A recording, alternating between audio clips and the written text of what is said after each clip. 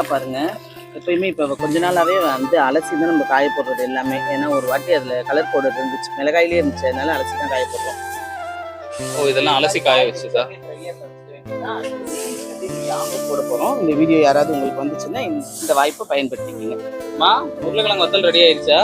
Ready ஆயிடுச்சுப்பா, இது ready ஆயிடுச்சு. அடுத்து மிளகாய் அலசி எடுத்துட்டு அதை கொண்டு ஆயிருக்கு. ஓகே, உருளைக்கிழங்கு எடுத்துட்டு மிளகாய் வச்சு வச்சோமா? அப்படியே வரிசையாக இதை கொண்டு வந்து வச்சிட வேண்டியதான். மல்லிகைக்கா என்ன பொடிக்கு ரெடி பண்ணிட்டு இருக்கீங்க? இட்லி பொடி, முருங்கை பொடி. ஓகே, இது என்ன உளுந்தா? வறுத்துட்டு இருக்கீங்க.